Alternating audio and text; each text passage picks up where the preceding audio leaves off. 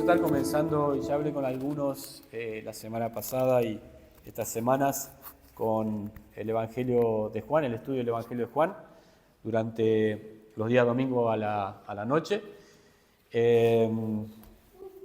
La idea mía, y si Dios quiere que esto siga así, es poder continuar con los evangelios durante la noche. Los evangelios nos hablan acerca de nuestro Señor Jesucristo, nos hablan acerca de su persona, nos hablan acerca de su obra que Él hizo estando aquí en la tierra. Y realmente para mí es de suma importancia poder comprender los evangelios, leerlos, estudiarlos, porque realmente ahí es donde nosotros podemos percibir, podemos ver quién era Jesús. Pero el título de este mensaje introductorio que vamos a ver hoy del Evangelio de Juan no es quién era Jesús, sino que la pregunta es quién es Jesús. ¿Quién es Jesús? Porque cuando nosotros preguntamos quién era, pensamos en una persona que habitó en la historia, en algún momento de la historia, que hizo una obra, que realizó alguna obra épica, alguna obra trascendente, y nosotros nos acordamos de esa persona mirando allá a la distancia, pero sabiendo que esa persona ya no está entre nosotros. Hoy en día es el día donde se recuerda la muerte del general San Martín. Y cuando escuchamos o estudiamos acerca de San Martín, nosotros decimos quién fue San Martín. Pero cuando hablamos acerca del Señor Jesucristo, acerca de Jesús más particularmente, tenemos que decir quién es Jesús. Porque en realidad Jesús es. Jesús no era. Jesús fue siempre. Pero sobre todo esa palabra habla acerca de su eternidad pasada y su eternidad futura. Entonces la pregunta de hoy es ¿quién es Jesús? Y eso es justamente lo que en el Evangelio de Juan nosotros podemos aprender, podemos escudriñar, podemos profundizar. Los otros evangelios nos hablan acerca de lo que Jesús hizo, acerca de las obras de Jesús, acerca de los milagros de Jesús. Si bien el Evangelio de Juan también nos habla acerca de algunos milagros de Jesús, el enfoque del Evangelio de Juan no es tanto lo que Jesús hizo, sino lo que Jesús es, lo que Jesús fue cuando Él estaba en esta tierra. Ahora, esa es la pregunta quizás más importante que cada uno de nosotros, cada una de las personas que habita esta tierra debe hacerse. ¿Quién es Jesús? Claro que eso a muchas personas no les interesa. No están interesadas en saber quién es Cristo. No están interesadas en saber quién es Jesús. Algunos dicen, ¿quién fue Jesús? Porque es un personaje de la historia, algo pasado. Pero esta misma pregunta es la misma pregunta que le había hecho Jesús a sus propios discípulos en una ocasión. Y yo quiero que antes de ver algunos versículos en Juan, vayamos a Mateo, capítulo 16, para ver esta pregunta que el Señor les hizo a sus discípulos. Vamos a volver a Mateo. Ya terminamos Mateo hace 2 semanas atrás, pero ahora volvemos otra vez a Mateo. Y es interesante porque los evangelios sinópticos, que son Mateo, Marcos y Lucas, nos dan un relato muy parecido. Si bien tienen sus opiniones, tienen su parte diferente entre ellos, es el evangelio sinóptico, o sea, lo que nos hace ver de la misma forma a Jesús, o la forma más parecida a Cristo. Pero en Mateo capítulo 16, versículo 13, dice así: viniendo Jesús a la región de Cesarea de Filipo, preguntó a sus discípulos, diciendo, ¿quién dicen los hombres que es el Hijo del Hombre? Esto preguntando acerca de quién era Él, quién era Jesús. Ellos dijeron, unos Juan el Bautista, otros Elías y otros Jeremías y algunos de los profetas. Él les dijo, ¿y vosotros quién decís que soy yo? Vosotros.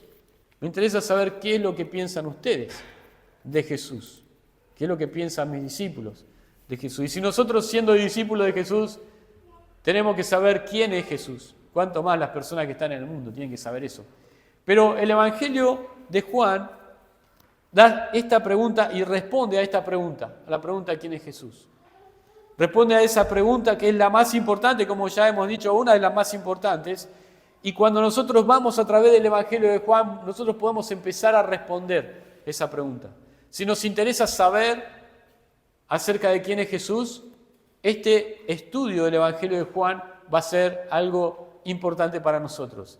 Si realmente no nos interesa mucho saber quién es Jesús, el Evangelio de Juan no va a hacer el mismo efecto en nuestras vidas. Por lo cual, ¿cuánto queremos conocerle? ¿Cuánto queremos conocerle a Jesús, a Cristo? Y bueno, de esa respuesta, de cuánto queremos conocerle, va a depender cuándo nosotros vamos a aprender de Él, cuando nosotros empecemos a ver cada uno de los capítulos, de los versículos de este Evangelio. Con esto quiero decirles que nosotros debemos animarnos a primero leerlo y luego poder estar atentos a cada uno de estos mensajes. Que con la ayuda del Espíritu Santo, con la ayuda de Dios, nosotros vamos a poder navegar y sumergirnos en esta pregunta y en esta respuesta: ¿quién es Jesús? Bueno, lo que nosotros vamos a ver hoy, como les dije, son algunos datos de lo que es la introducción del Evangelio.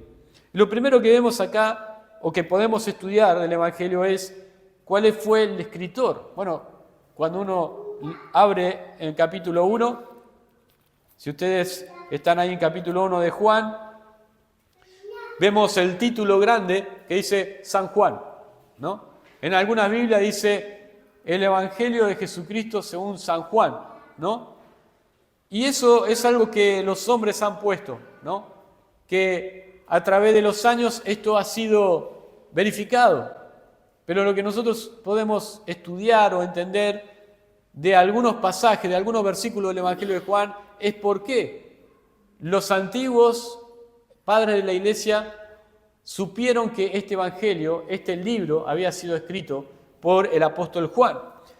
Es interesante porque cuando nosotros leemos los primeros capítulos del Evangelio, encontramos la palabra Juan o el nombre de Juan muchas veces. Si ustedes se fijan, en versículo 6, dice: hubo un hombre enviado de Dios, el cual se llamaba Juan. Ahora, este Juan, del que habla en versículo 6, no es el Juan que escribió el libro. Entonces, ahí Juan está hablando acerca de Juan. Y ese Juan es Juan el Bautista. ¿Está bien? Cuando yo años atrás, y voy a hacer esta referencia luego también, años atrás estuve estudiando el Evangelio de Juan con una persona. Cuando empezamos ese estudio, yo le tenía que explicar, cuando se menciona la palabra Juan, no es Juan. Y eso era difícil de comprender, ¿no? Cuando habla de Juan, en Juan es Juan el Bautista. Pero Juan no se menciona por su nombre en su libro, en este libro que él escribió, en el libro del Evangelio según San Juan. Ahora, un obispo en la antigüedad argumentó que la paternidad del Evangelio de Juan tenía una especie de círculos concéntricos que llevan cada vez más hacia el centro en cuanto a ideas.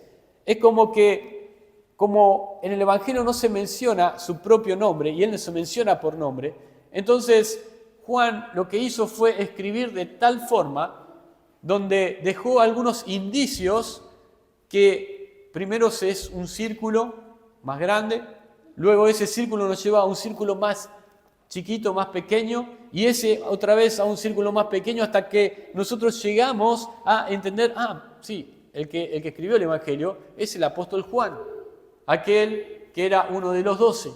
Y entonces este obispo de la antigüedad dijo que lo primero que se veía es que el autor era judío. Bueno, había muchos judíos en aquel tiempo. Había muchos judíos en el tiempo de Jesús y luego también, cuando se escribió, en el tiempo que se escribió este Evangelio, había muchos judíos. Eso es lo primero que podemos ver, pero ciertamente, si nosotros pudiéramos empezar a desglosar quién fue el que escribió el Evangelio, la persona que lo escribió fue un judío. Eso es lo primero que vemos, el primer círculo grande de esos círculos concéntricos. ¿Por qué? Porque el estilo de redacción y el vocabulario y la familiaridad con algunas costumbres de los judíos nos hace pensar que esta persona no era ajena al pueblo judío, sino que era un israelita. Era un israelita. Así como el Señor va a decir a uno de sus discípulos, también en el Evangelio de Juan, he aquí un israelita en el cual no hay engaño, porque verdaderamente era un israelita y se le notaba cuando nosotros vemos cómo el apóstol aquí en este evangelio escribe, la forma de escribir y las referencias que hace, nos damos cuenta que también era judío, no era un gentil, no era alguien que no era del pueblo de Israel. Lo segundo que vemos y que notamos es que era un judío que vivió en Palestina, porque en aquel tiempo había muchos judíos, como hoy en día también, ¿no? Hoy en día acá en Argentina hay muchos judíos. En Estados Unidos creo que hay la mayor cantidad de judíos que hay en todo el mundo. Y en Israel hay una mínima cantidad de judíos hoy en día, ¿no es cierto? Hay creo que 5 millones de judíos, 7 millones, son muy poquitos. Pero en todo el mundo hay muchísimos más. Pero este judío que escribió el Evangelio vivía en Palestina, vivía en la tierra prometida en ese tiempo. ¿Por qué? Porque las referencias que hace en el Evangelio que él escribió es que él conocía muy bien los lugares geográficos. Él los describe con mucha exactitud. Él conocía muy bien Jerusalén y conocía el templo. Fíjense este versículo, capítulo 5, versículo 2. Capítulo 5, versículo 2. Versículo 1 dice: después de estas cosas había una fiesta de los judíos y subió Jesús a Jerusalén. Y hay en Jerusalén, cerca de la puerta de las ovejas, un estanque llamado en hebreo Betesda, el cual tiene 5 pórticos. Bueno, una persona que no estaba familiarizada con Jerusalén, que no estaba familiarizada con el templo, con el lugar geográfico, realmente estos detalles no los iba a contar. En cierta manera iba a contar quizás la historia, pero de otra forma. Pero cuando nosotros vemos estas cosas nos damos cuenta que era un judío que estaba viviendo en Palestina y conocía muy bien todos estos lugares. Ahora, lo tercero que vemos es que era un testigo ocular de lo que refiere en el Evangelio. Era un testigo que vio las cosas que él escribió. Porque, por ejemplo, cuando nosotros leemos el Evangelio de Lucas, nosotros entendemos que Lucas no vio las cosas que se relatan en su Evangelio. ¿Por qué? Porque el mismo Lucas, cuando empieza el Evangelio, él escribe y dice que hace un recompilado de todas las cosas que él escuchó. Él tomó muy seriamente esa recopilación de esas historias de los testigos oculares y entonces él escribe el Evangelio de Lucas, ¿no? Pero cuando llegamos a este Evangelio, vemos que esta persona, que era Juan, era un testigo ocular, alguien que estaba viendo las cosas que estaban ocurriendo. Y cuando entremos al detalle de cada uno de los versículos, de los pasajes de Juan, vamos a ver que la relación era muy íntima. Él veía todas estas cosas porque el relato que él da es muy específico, muy especial. Ahora, él hace referencia a lugares, a personas, a tiempos y a costumbres. Pero sobre todo, fíjense en capítulo 13, versículo 1. Hay otros versículos que nos hablan que esta persona que escribió el Evangelio era un testigo ocular de las cosas que estaban pasando. Pero 13, versículo 1,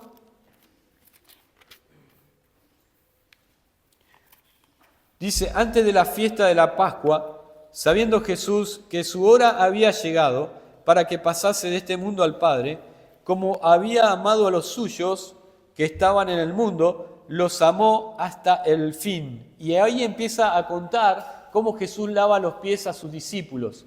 Y entonces cuando él dice, él estaba mostrando su amor para con los suyos y cómo los amó hasta el fin, la persona que escribió esto claramente estaba en ese lugar, estaba en el aposento alto, estaba en el lugar donde él vio que Jesús lavaba los pies a sus discípulos, más por el detalle también que luego vamos a ver, que él da el detalle de cómo el Señor le lavó los pies y cómo trató también con Pedro en ese acto de humildad que el Señor había hecho con sus discípulos. Pero también vemos en otro círculo un poco más pequeño en cuanto al escritor que él era un apóstol y muestra un estrecho conocimiento del círculo íntimo de lo que ocurría entre los apóstoles.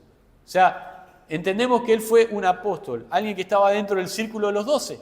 Entonces ese círculo cada vez se va haciendo más chiquito. ¿Se acuerdan? Al principio dijimos que era un judío. Bueno, había muchos judíos. Pero luego dijimos que ese judío vivía en Palestina. Bueno, ahí quitamos todos los judíos que están fuera de Palestina en ese tiempo. pero luego dijimos que era alguien que fue un testigo ocular. Bueno, había muchos que vivían en Palestina, pero que eran testigos oculares, pero que aún no eran discípulos, no eran apóstoles. Pero cuando vemos algunas referencias del Evangelio, vemos que este era uno de los apóstoles. Y para eso podemos ver en Juan capítulo 6, versículos 60 y 61. Juan 6, 60 y 61. Hoy a la mañana tuvimos la reunión del Día del Niño especial. Una de las historias que habíamos hablado, que habíamos contado esta mañana, tenía que ver con la alimentación de los 5.000. La alimentación de los 5.000 es el milagro, el único milagro que Juan transcribe, que Juan copia en el libro, que se transmite o que se replica en los otros evangelios. Es el único. Los otros milagros que Juan cuenta no se dan en los otros evangelios, pero este sí. Pero después de esa alimentación de los 5.000, Juan lo que nos cuenta es que hubo un discurso de Jesús. Y ese discurso de Jesús no le cae bien a alguna de las personas, incluso a algunos de los seguidores de Jesús, a algunos de sus discípulos.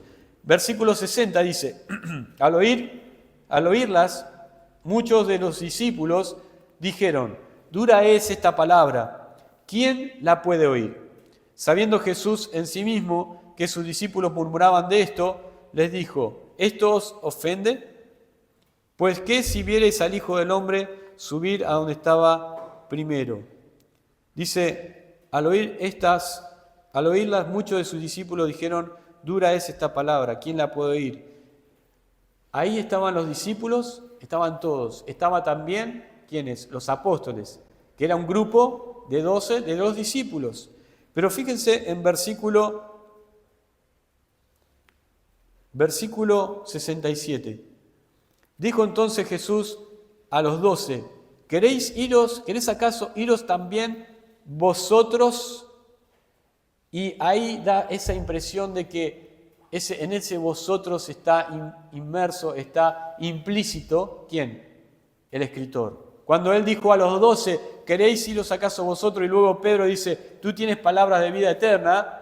Dentro de ese grupo estaba, ¿quién? El escritor del libro. Nosotros pensamos que ese era Juan, que era Juan.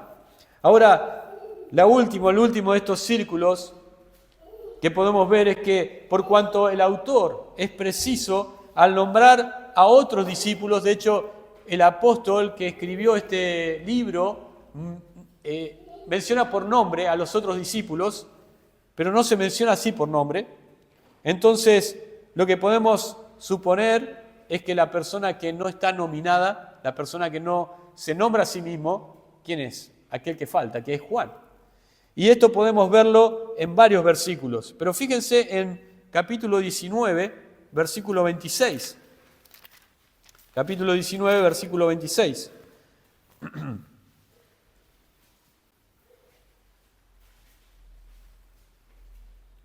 Y acá vemos que había uno de los 12 que estaba al pie de la cruz. Dice, cuando vio Jesús a su madre y al discípulo a quien él amaba, que estaba presente, dijo a su madre, mujer, he ahí tu hijo. Y después dijo al discípulo, he ahí tu madre. Y desde aquella hora el discípulo la recibió en su casa. Era un discípulo, era uno de los 12, y él está dando testimonio de que él recibió a María, la madre de Jesús, en su casa, luego de que Cristo fue a la cruz y murió en la cruz por nosotros. Ahora entonces tenemos a este discípulo que no se menciona por nombre, pero que sabemos que es Juan, y particularmente quisiera que busquemos otro versículo en capítulo 1, porque hay una referencia aquí que probablemente nos quite cualquier duda de que este era Juan el que estaba escribiendo. Capítulo 1, versículo 14. Cuando el escritor escribe en este capítulo, dice, y aquel verbo, hablando acerca de Jesús, fue hecho carne y habitó entre nosotros, lo que dice entre paréntesis, y vimos su gloria, gloria como del unigénito del Padre, lleno de gracia y de verdad. Lo más probable es que Juan, o el apóstol aquí, se estaba refiriendo a una ocasión en la vida de nuestro Señor. Y ustedes saben cuál es esa. Es cuando Jesús fue transfigurado en el monte, en el norte de Israel. ¿Y quiénes son los únicos 3 discípulos apóstoles que estuvieron en ese lugar, que vieron a Jesús transfigurado? Eran 3 solamente. Uno era Pedro, el otro era Jacobo y el otro era Juan. Y entonces entendemos que cuando Juan dice, y vimos su gloria, gloria como el unigénito del Padre, ¿quién más vio su gloria sino esos 3? ¿Y quién no se menciona por su nombre aquí, si no es Juan? Entonces tenemos acá al escritor. El escritor era el apóstol Juan y podemos estar seguros de eso. Y él escribe, y lo que vamos a ver ahora, él escribe con un propósito. Tiene un propósito que surge en la lectura de este libro, de este evangelio. Cuando nosotros estudiamos un libro de la Biblia, lo primero que podemos hacer es ver cuál es el propósito del escritor. El escritor tiene un propósito por el cual escribe. Él quiere que las personas que lean el libro entiendan algo. Cuando vemos a los profetas en el Antiguo Testamento, vemos que los profetas habían escrito para que el pueblo pudiera escuchar cuál era la voluntad de Dios, cuál era la revelación de Dios, en cierta forma. Pero cuando nosotros llegamos a los evangelios, cada uno de los evangelistas, cada uno de estos hombres tenía un propósito. Pero a veces se nos hace difícil saber cuál es el propósito. Tenemos que investigar mucho, tenemos que buscar libros, tenemos que buscar comentarios bíblicos, pero en el Evangelio de Juan eso es muy fácil, muy sencillo de entender. ¿Cuál era el propósito de Juan? Vamos a Juan capítulo 20. Juan capítulo 20, el propósito es un propósito, algunos dicen un propósito doble. Capítulo 20, versículo 30 y 31.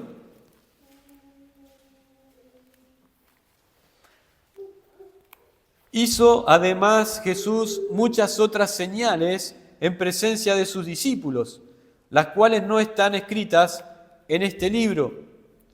Fíjense que él dice, hizo Jesús muchas otras señales en presencia de sus discípulos y en presencia de multitudes también. Pero Juan estaba pensando en las señales, los milagros que habían sido ya documentados en los otros evangelios. Entonces, cuando nosotros leemos el evangelio de Juan, decimos, ¿y qué de todas las otras señales? Bueno, Juan está diciendo, tranquilos, hay muchas otras señales que el Señor hizo. Pero dice, pero estas se han escrito para que creáis que Jesús es el Cristo, el Hijo de Dios, y para que creyendo tengáis vida en su nombre. ¿Cuál es el propósito de Juan? Es muy fácil.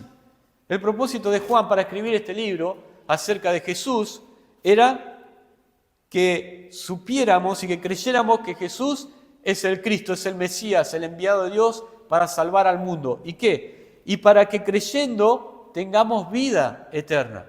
Ese es el propósito. Doble propósito, para que creamos y para que creyendo tengamos vida eterna.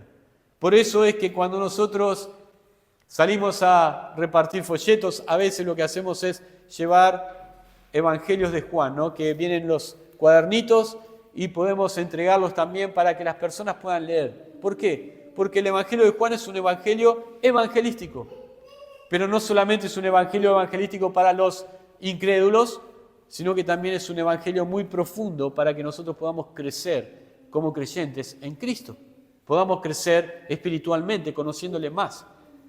Cuando nosotros queremos ser como Cristo, ¿qué es lo que debemos hacer?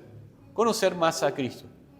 Y entonces el Evangelio de Juan nos muestra primero su propósito, nos muestra que estas señales han sido hechas y han sido escritas para que creamos y para que tengamos vida eterna. Pero además, todo el demás volumen del libro nos enseña cómo es Él, para que nosotros podamos ser como Él. Ese es el propósito, que podamos creer en Cristo. Juan es el evangelio escrito con un objetivo específico, que podamos creer. Es un evangelio clave para entender justamente el evangelio de Juan y se encuentra el evangelio de principio a fin. De principio a fin, desde que empieza hasta que termina, podemos encontrar esas señales esos indicios de cuál era ese propósito.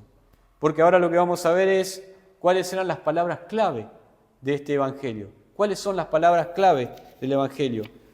Cuando nosotros leemos el Evangelio de Juan, como hice mención al principio, hace unos años atrás yo tuve el estudio del Evangelio de Juan con una persona que creo que no era creyente en ese tiempo y creo que estaba en proceso de creer en Cristo como su Salvador. Pero cuando empezamos a estudiar el libro, él no tenía una práctica en la lectura bíblica y en el estudio bíblico. Entonces, a veces pensaba, bueno, es difícil enseñarle a alguien que no tiene esa costumbre de estudiar la Biblia. Pero el Evangelio de Juan es muy simple en cuanto a poder ver cuáles son las palabras claves en cada uno de los capítulos. Y entonces yo lo que le decía a este muchacho era, lee el capítulo y empezá a contar cuántas veces se menciona la palabra clave, la palabra que más veces se menciona. Entonces él lo hacía fácilmente, porque el Evangelio de Juan es un evangelio muy profundo, pero también es un evangelio muy simple para entender.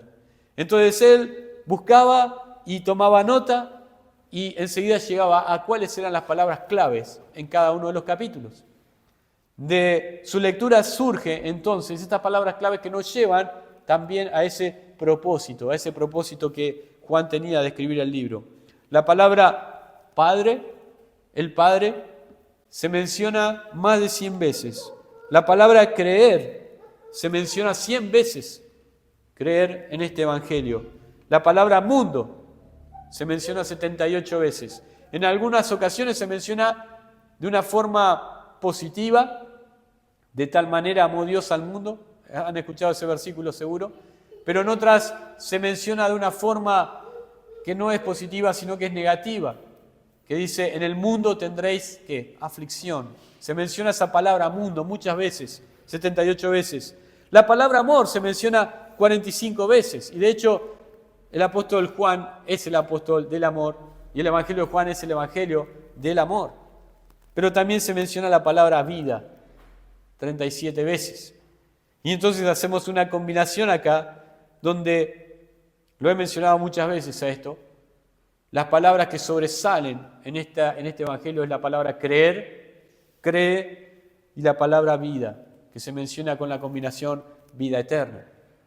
Esa es justamente lo que nos lleva a ese propósito. El hecho de poder leer las palabras y comprender las palabras clave nos lleva también al propósito que Juan tenía en escribir este Evangelio y cómo lo escribió.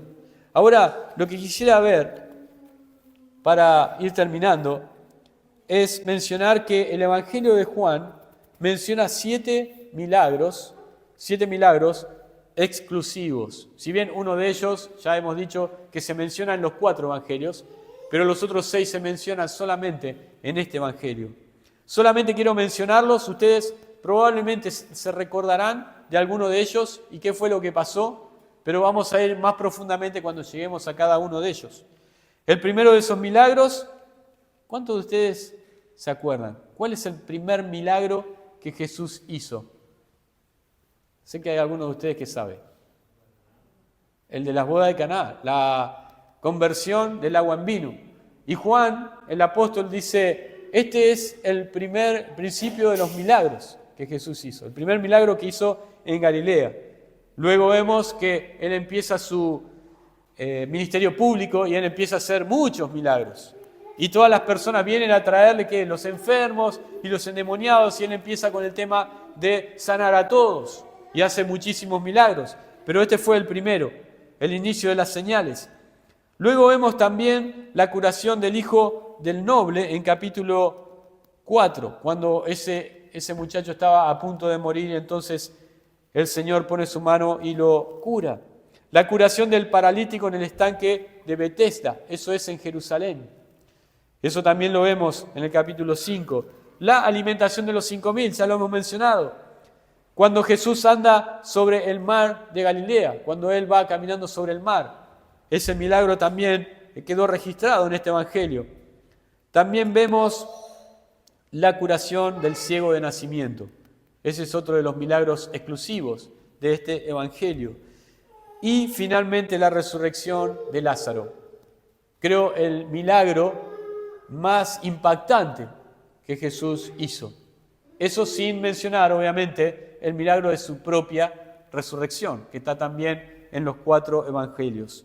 Estos eran milagros públicos, pero Él dejó un milagro final solo para los suyos, solo para los discípulos, en Juan capítulo 21, que fue cuando ellos tiran la red y sacan una gran cantidad de peces. Y ese fue el último de los milagros que está registrado en este evangelio. Pero también, no solamente son 7 los milagros, sino que también son 7 los yo soy de Cristo en este evangelio. El apóstol Juan utiliza muchas veces la referencia a el número 7. El número 7 en la Biblia nos habla acerca de la perfección. Cuando Dios hizo la creación, dice que Él hizo la creación en 6 días y el 7º día Él lo apartó y lo santificó para que sea el día donde Dios descansó de toda su creación. Entonces, eso lo que nos muestra es que el número 7 en la Escritura es un número especial y en este caso es un número que nos habla acerca de la perfección. El número 7, los 7 yo sois de Jesús en el Evangelio de Juan. Quisiera mencionarlos primeramente y luego quisiera mencionar brevemente a 2 de estos yo soy. El primer yo soy está en el capítulo 6 y es el pan de vida. Él dijo, yo soy el pan de vida. Y él menciona ahí de ese discurso después de ¿qué? De la alimentación de los 5.000. Todos habían venido a buscarlo para hacerlo rey porque habían recibido el pan físico, pero él toma esa pregunta, toma esa iniciativa de las personas, de la multitud, y entonces él les da ahí un discurso para poder explicar quién era él. También vemos en el capítulo 8, él dijo, yo soy la luz del mundo, yo soy la luz del mundo. Luego en el capítulo 10 dice que él es la puerta, él es la puerta. De esto hemos escuchado algo en Mateo, la puerta estrecha. Pero acá es la puerta del redil, es la puerta donde entran sus ovejas. Pero no solamente Él es la puerta, sino que Él es también el buen pastor. En el capítulo 10 también nos habla no solamente de la puerta del redil, sino que también que Él es el pastor, el que saca las ovejas, el que les da la comida y todo lo necesario, el que los pastorea. También vemos que Él es la resurrección y la vida en capítulo 11. Luego de haber resucitado a Lázaro, le dice a Marta y a María, yo soy la resurrección y la vida, el que cree en mí, aunque esté muerto, vivirá. Él también es el camino, Él dijo, yo soy el camino, la verdad y la vida. Nadie viene al Padre sino por mí. Otro importante yo soy de Jesús. Y por último, Él dice, yo soy la vid en capítulo 15, versículo 1 al 5. Yo soy la vid, vosotros los pámpanos. El que permanece en mí y yo en Él, este lleva, ¿qué cosa? Mucho fruto. Este lleva fruto. Porque separado de mí nada podéis hacer. Yo soy la vid. Ahora, hay otros yo soy menos conocidos. Y estos no tienen un predicado, o sea, una frase después del yo soy. Porque dice, yo soy el pan de vida, yo soy la luz del mundo, yo soy la puerta de las ovejas, yo soy el buen pastor. Pero hay unos yo soy, que son 7 también en el Evangelio de Juan. Y Juan repite esto del 7, pero que él no dice, yo soy quién, yo soy esto, yo soy el otro. Él dice, simplemente dice, yo soy, ¿no? Y eso también lo menciona 7 veces. Ahora, quisiera ver solamente 2 de estos yo soy, simples. Y la respuesta o la repercusión que tuvo en aquellos que habían escuchado yo soy de parte del Señor. Vamos a capítulo 4, versículo 26.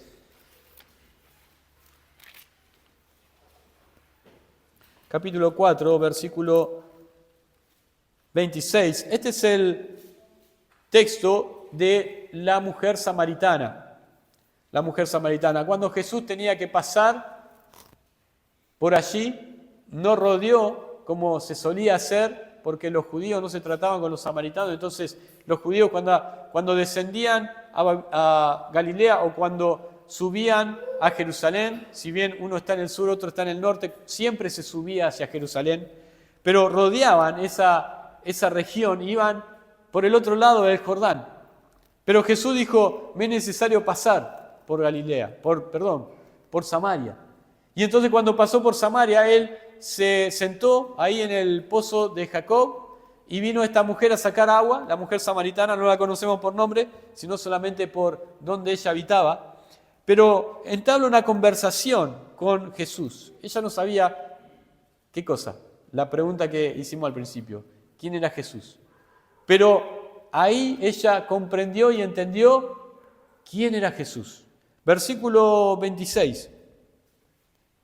Dice, Jesús le dijo, yo soy el que habla contigo. ¿Yo soy quién? El versículo 25 dice, y dijo la mujer, sé que ha de venir el Mesías, llamado el Cristo. Cuando Él venga nos declarará todas las cosas. Jesús le dijo, yo soy el que habla contigo.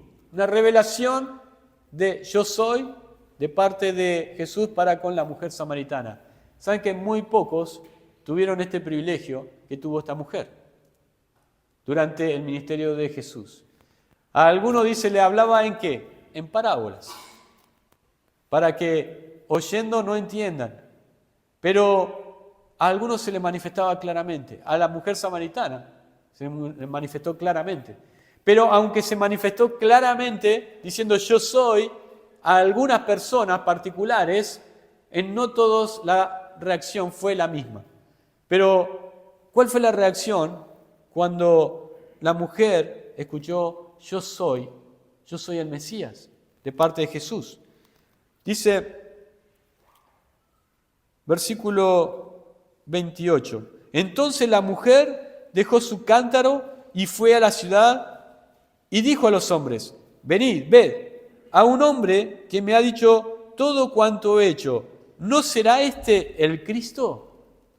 Y ella prácticamente ya no tenía ninguna duda de su charla que había tenido con Jesús y de ese yo soy que ella le había dado. Ella estaba pensando y creyendo, este es el Mesías, este es el Cristo que nosotros estamos esperando. Y de hecho la ciudad, luego los hombres de la ciudad salieron y pudieron escuchar también a Jesús y creyeron. Ahora, ¿qué significaba yo soy? ¿Por qué él dijo yo soy solamente? Porque él respondió esa pregunta con un yo soy. Bueno, ese yo soy venía del Antiguo Testamento. Ese yo soy era la misma palabra, la traducción del nombre Jehová en el Antiguo Testamento. Y de hecho cuando nosotros vamos al encuentro que tuvo Moisés con Jehová, en esa zarza que estaba prendida a fuego pero que no se consumía, ahí Moisés le pregunta, bueno, pero ¿en nombre de quién voy a ir a los judíos para poder sacarlos de Egipto? Entonces el Señor le dice ahí, irás en el nombre de yo soy el que soy. Yo soy el que soy, se ha presentado y me ha enviado. ¿Qué significa yo soy el que soy? Es un poco raro decir, cuando te preguntan, ¿quién sos? Yo soy el que soy. ¿No? Es raro decir eso. Bueno, tratamos de decir, bueno, yo soy, no sé, hago tal cosa, yo soy arquitecto, yo soy maestro, yo soy pastor, ¿no? Yo soy padre de tal y tal, yo soy Leonardo Panza, ¿no? Y empezamos a decir quiénes somos nosotros. Pero Dios dijo, yo soy el que soy. ¿Por qué? Bueno, algunos han pensado esto y me parece muy linda la aclaración, que cuando Dios dice yo soy el que soy, no puede poner algo después de esa aclaración que Él hizo, esa declaración. Yo soy algo que sea igual a Dios. No hay nada que sea igual a Dios. Si nosotros ponemos de un lado Dios y ponemos un igual, del otro lado no podemos poner nada que no sea Dios. Y si bien cuando nosotros vemos que Dios, por ejemplo, es amor, Dios es amor, ¿no? Eso el apóstol Juan en Primera de Juan habla de eso. Dios es amor, ¿no? Entonces podemos decir, yo soy amor, podía haber dicho. Pero no podemos dar vuelta a esa ecuación. No podemos decir, el amor es Dios, el amor es igual a Dios, porque Dios es mucho más grande que el amor. Cuando Cristo dice, yo soy la luz, o Dios es la luz, ¿no?, del mundo, ¿qué podemos decir? ¿La luz es Dios? No, Dios es Dios. Dios es igual a Dios, no es el amor es igual a Dios. Dios es mucho más grande que eso. Por eso es que cuando Dios le dice a Moisés, yo soy el que soy, estaba hablando de nadie es igual a mí. Y cuando Cristo estaba diciendo yo soy, Él estaba diciendo claramente, nadie me iguala, nadie es igual a mí. Y por eso es que cuando leemos esto yo soy, tenemos que entrar a la profundidad de lo que Cristo estaba queriendo decir allí. No era solamente yo soy el que soy por decir algo, sino que estaba diciendo que Él era el Jehová, el Dios del Antiguo Testamento. A eso se estaba refiriendo. Pero cuando nosotros vamos al capítulo 8, esta mujer creyó cuando Jesús le dijo, yo soy el Mesías. Y ella no solamente que dejó todo lo que ella tenía, lo que le preocupaba, porque ahora tenía el conocimiento de lo que ella había estado esperando toda su vida, el Mesías. Y ella la podía ver y estuvo hablando con él. Pero no solamente eso, sino que fue a contar a los que estaban en la ciudad, que conocían a esa mujer, la conocían quizá de una mala manera, pero la conocían, y fue a contar a quién había encontrado. Era una noticia tremenda la que ella traía. Pero cuando llegamos a Juan capítulo 8, vemos que los judíos están hablando con Jesús y están discutiendo algunos temas con él. Pero cuando llegamos al versículo 58, versículo 57 dice, entonces le dijeron los judíos, aún no tienes 50 años y has visto a Abraham. Jesús le dijo, de cierto os digo, antes que Abraham fuese, yo soy.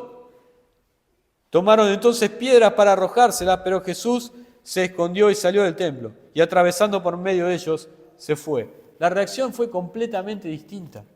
La reacción que tuvieron los judíos allí en Jerusalén, cuando Jesús dijo, yo soy antes de Abraham, ellos entendieron claramente que Él estaba haciéndose a sí mismo Dios.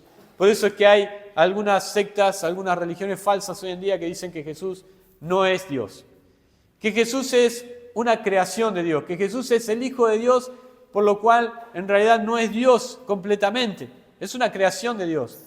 Los judíos eran mucho más inteligentes en la ley del Antiguo Testamento que estas religiones que hoy tenemos. ¿Y qué es lo que ellos entendieron cuando Jesús le dijo yo soy? Antes de Abraham, que Abraham fuese yo soy. Ellos entendieron que Él se estaba haciendo a sí mismo Dios y que para ellos eso era una blasfemia.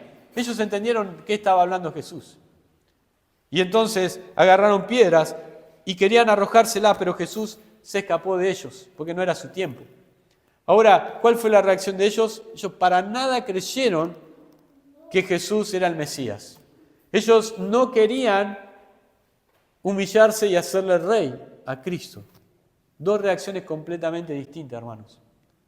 Cuando personas están expuestas a la palabra de Dios, están expuestas al Evangelio, están expuestos al Evangelio de Juan que nos habla acerca de esto yo soy, la reacción es distinta. Y yo pregunto, ¿qué reacción tenemos nosotros cuando leemos estas cosas? ¿Realmente nos admiramos contemplar que aquel Hijo eterno, aquel que habitó la eternidad, vino a este mundo para humillarse y para ir a la cruz, para salvarnos a nosotros? Y muchas cosas más. Pero ellos agarraron en las piedras y querían matarlo. Dos reacciones completamente distintas, hermanos. Vamos a ir viendo a través de los meses, quizás hasta los años, el Evangelio de Juan. Pero quisiera darles como una conclusión sobre lo que ya hemos visto. ¿Se acuerdan cuál era el propósito del apóstol sobre este libro? ¿Cuál era? Que estas señales han sido hechas para que creamos que Jesús es el Cristo, el Hijo de Dios, y para que creyendo tengamos vida en su nombre. Ahora, fíjense en capítulo 21. Capítulo 21. Esto es el cierre del libro. Esto lo vamos a ver, Dios mediante, si el Señor no viene antes, dentro de algún tiempo. Pero vamos a tomarlo ahora como para ver esta conclusión. Capítulo 21, versículos 24 y 25. Este es el discípulo, o sea, Juan, se está hablando de sí mismo, sin mencionar su nombre. Este es el discípulo que da testimonio de estas cosas y escribió estas cosas. Y sabemos que su testimonio es verdadero. Y hay también otras muchas cosas que hizo Jesús, las cuales si se escribieran una por una, pienso que ni aún en el mundo cabrían los libros que se habrían de escribir. Amén. Interesante pasaje, el cierre, porque cuando el escritor habla acerca de las cosas que hizo Jesús, dice que él pudiera haberse quedado corto con todas las cosas que hizo Jesús y que pudieran ser documentadas en libros, en textos, y que si todos esos libros se escribieran, no habría tantas bibliotecas, tantos lugares en el mundo para poder guardar todos estos libros. Y yo pienso, en ese momento, los libros no eran como los libros de ahora. Los libros de ahora son más chiquitos. En ese tiempo los libros eran más grandes. Pero aún así, tantas cosas pudieran escribirse acerca de lo que hizo Jesús y de lo que es Jesús, que no cabrían en todo el mundo. Ese es el testimonio que da el escritor. Pero ¿qué es lo que quiero decir con esto? Que es necesario que se hubieran escrito todos estos libros para saber quién es Jesús, para saber quién es Él. No hacía falta. No hacía falta. No hacía falta porque solamente con lo que Jesús, con lo que Dios nos dejó a través del Evangelio de Juan, nosotros podemos saber perfectamente quién es Él. Y quizás no tendríamos suficientes años en esta vida para sumergirnos en el Evangelio de Juan y comprender todo lo que el Evangelio de Juan está diciendo acerca de Él. Imagínense si necesitamos algunos otros libros para saber quién es Jesús.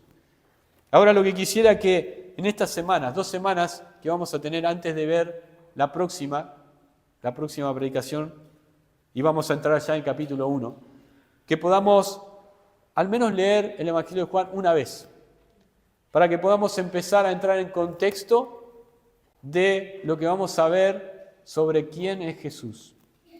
Y a través de los meses y de los estudios del Evangelio de Juan, vamos a ir desarrollando y vamos a ir profundizando para poder conocer a Cristo mejor. ¿Está bien? Conocemos a Cristo como nuestro Salvador, conocemos a Cristo como nuestro Señor, pero ¿cuánto más conocemos a Cristo? ¿Cuánto más conocemos a Jesús? Esa es la pregunta que quisiera dejarles. Vamos a orar. Padre nuestro que estás en los cielos, te damos gracias por esta nueva oportunidad que tenemos de ser expuestos a tu palabra. En esta oportunidad, en el Evangelio de Juan, que estamos comenzando a estudiar, te pedimos, Padre, que tú nos ayudes, primeramente para poder estudiarlo personalmente, con mucha exactitud, con mucha diligencia, y también, Padre, poder ser enseñado para poder enseñar también. Pedimos, Padre, que tú nos estés iluminando, que, Padre, que nos des hambre y sed de buscarte por medio del Evangelio de Juan, que podamos tener un ferviente deseo y anhelo de poder escudriñar cada vez más este libro. Y, Padre, que poder conocer más y más a nuestro Señor y Salvador. Te pedimos, Padre, que podamos leerlo, podamos meditarlo estas 2 semanas y podamos empezar a desentrañar cada uno de estos detalles de la vida de nuestro Salvador. Te pedimos, Padre, estas cosas en el nombre del Señor Jesucristo. Amén.